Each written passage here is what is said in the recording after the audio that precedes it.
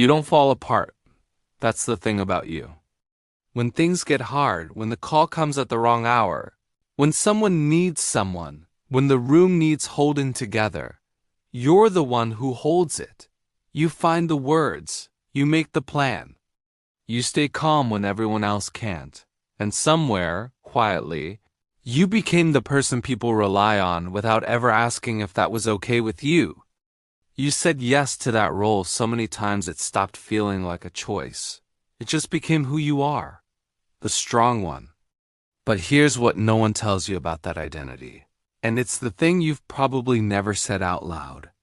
Being strong all the time for everyone else costs something. And the bill has been accumulating for longer than you realize. Think about the last time someone asked how you were. Not casually, not in passing, but actually stopped, looked at you, and asked, "How are you doing?" Really, how long did it take before you deflected?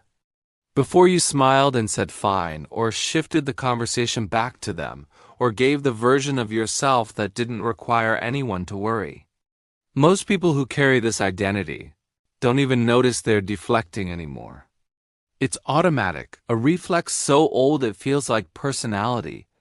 And on the surface, it looks like strength. It looks like selflessness. It looks like the kind of person everyone wishes they had in their life. But underneath it, in the quiet moments, late at night, when there's no one to be strong for, there's something else. A kind of exhaustion that sleep doesn't fix. A loneliness that exists even in rooms full of people who love you. A low, persistent ache that comes from being known as capable, but rarely known as human. You might have noticed it in small ways. The way you listen to everyone's problems, but find it almost physically difficult to share your own. The way you can hold space for someone else's grief, but feel strangely disconnected from your own. The way that when something finally does break you, when you finally cry, or snap, or fall apart even a little, the guilt arrives almost immediately. I shouldn't be like this. I'm the strong one. People are counting on me. That guilt is important. We'll come back to it, because what's happening here isn't just a personality trait. It isn't just that some people are naturally more resilient. What's happening has a name in psychology. It's called compulsive self-reliance, a pattern identified within attachment theory that describes people who learned early in life that their emotional needs were either inconvenient, unsafe to express, or simply not responded to, and so they adapted. They became capable. They became the helper. They internalized the belief, quietly, wordlessly, that needing others was a vulnerability they couldn't afford. That strength was the only acceptable way to exist. The question is, where did that lesson come from? Before anything else, something needs to be named clearly. Being the strong one is not a character flaw. The capacity to hold yourself together, to show up for others, to function under pressure, these are genuine qualities. Real ones. Ones that have served you and the people around you in ways that actually matter. But there is a difference between choosing to be strong and only being able to be strong. There is a difference between resilience as a resource and resilience as a cage. What psychology shows us is that the people who carry this pattern didn't choose it the way you choose a coat. They built it the way a body builds scar tissue, in response to something that needed protecting. In response to an environment, a family, a dynamic, a relationship, where being vulnerable had a cost, where asking for help felt dangerous, where emotions were dismissed or minimized or punished, where the only version of you that got approval was the one who didn't need anything, and so you learned. You got very good at not needing anything. Or at least at not showing that you did. That isn't weakness dressed up as strength. That is a deeply intelligent adaptation to an environment that required it. The cost isn't in having built it. The cost is in never having been told that you're allowed to put it down. Let's go inside what's actually happening in the brain, because this isn't just emotional, it's neurological. When you repeatedly suppress emotional needs, when you override vulnerability with function, again and again across years, your nervous system learns to treat emotional expression as a threat. This is called chronic activation of the stress response. The brain's threat detection system, centered in the amygdala, begins to associate vulnerability with danger. Asking for help triggers low-level alarm. Showing weakness activates the same neural circuitry as a physical threat. So your body literally prepares to defend itself every time you get close to needing someone. Your heart rate shifts. Your chest tightens.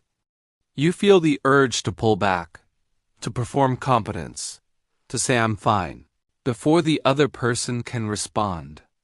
This is not overthinking. This is not irrationality. This is a conditioned response, as automatic and physical as pulling your hand from a flame.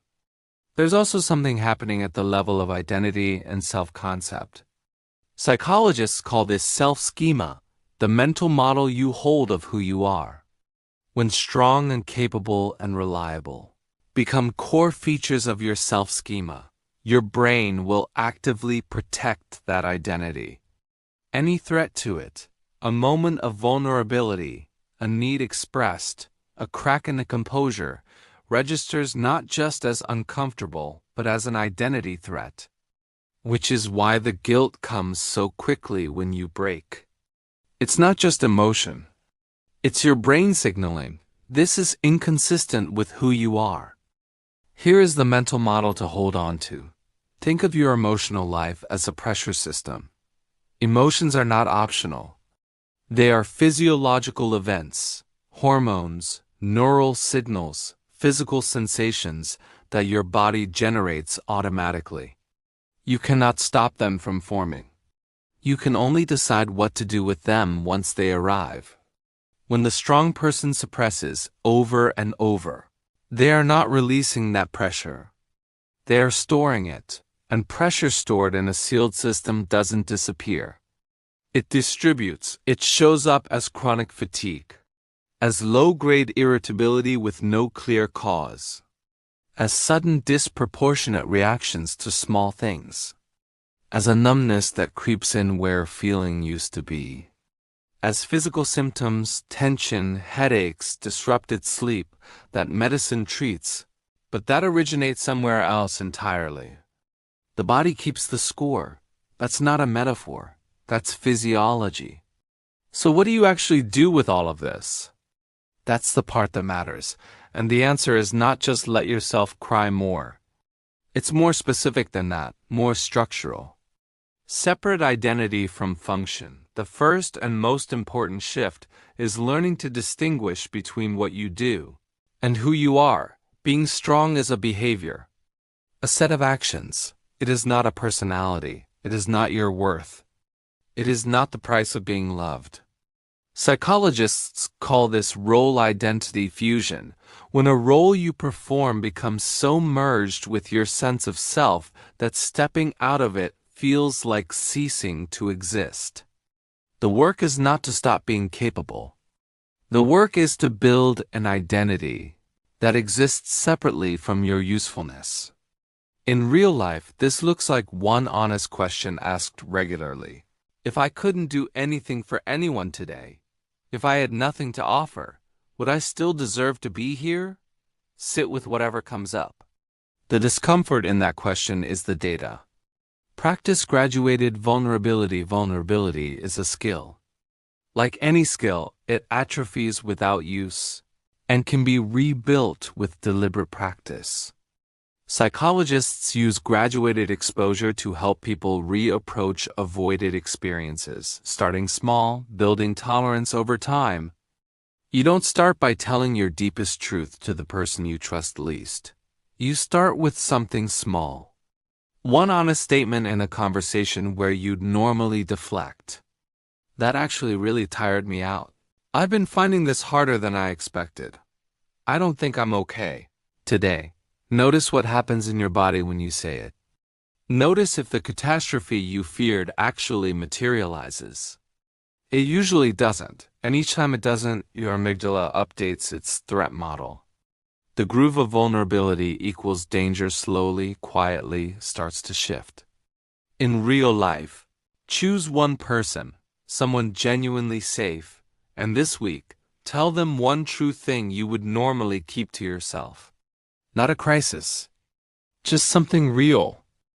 Learn to receive. Most people in this pattern are extraordinarily skilled at giving. They are genuinely terrible at receiving. Compliments get deflected. Help gets refused. Care gets minimized. This matters more than it seems. The neurological basis for human connection is built on a cycle of attunement, of giving and receiving in roughly equal measure. When you consistently refuse the other side of that cycle, you create a one-directional relationship. And one-directional relationships eventually leave both people feeling subtly disconnected. The giver feels unseen. The receiver feels shut out. Psychologists call the ability to receive interpersonal receptivity, and it is as important to genuine intimacy as the ability to give. In real life, this starts with one practice. When someone offers help, care, or a compliment, instead of deflecting, pause. Say thank you, nothing more. Let it land. Feel the discomfort of being on the receiving end. That discomfort is not a sign something is wrong. It is a sign that something that was closed is beginning to open. Grieve the unwitnessed version of you. This step is the one most people avoid entirely. Because somewhere along the way, in the years of being strong, of being reliable, of being the one who holds it together, there is a version of you that was never held. Never witnessed in difficulty. Never allowed to fall apart without consequence. Never told, you don't have to be okay right now. I've got you. And that absence, however long ago it happened, left a gap. Psychologists call this developmental grief, mourning not a person lost but an experience that was never given. It doesn't require a dramatic event. It doesn't require a villain, it just requires acknowledgement. Because until that grief is named, it drives behavior from underneath. It is the hidden engine behind compulsive self-reliance. The reason help feels impossible to accept. The reason being needed feels safer than being known. In real life, this often requires a therapist. Not because you're broken, but because grief of this kind needs a witness. And finding a witness might be the most radical thing the strong one ever does. Redefine what strength actually is. The final shift is conceptual, but it changes everything. The strength you built was a particular kind of strength. The kind that closes down, braces against, functions through. But psychology and neuroscience both point to a different model of strength, one built not on suppression but on integration. The ability to feel something fully without being destroyed by it. The ability to ask for help without collapsing into need. The ability to be both capable and openly, honestly human at the same time. This is what psychologists call emotional regulation, not the elimination of feeling, but the capacity to remain present with it. And research consistently shows that people with high emotional regulation are not the ones who feel less. They are the ones who stop fighting what they feel. In real life, this looks like one refrain practiced daily. Needing help is not weakness. It is an accurate assessment of being human. Let's hold it all together. You became the strong one because somewhere early, your nervous system learned that strength was the safest way to exist. That need was a liability. That vulnerability had a price. And so you build a self around capability, around reliability, around being the one who never asks for too much. That self has served you. And it has cost you. Both things are true. The pattern is not your fault. But at a certain point, living inside it unconsciously becomes a choice. The simple model to carry forward: strength that cannot rest is not strength, it's survival. Real strength, the kind that lasts, the kind that connects, the kind that heals, looks like knowing when to hold and knowing when to be held.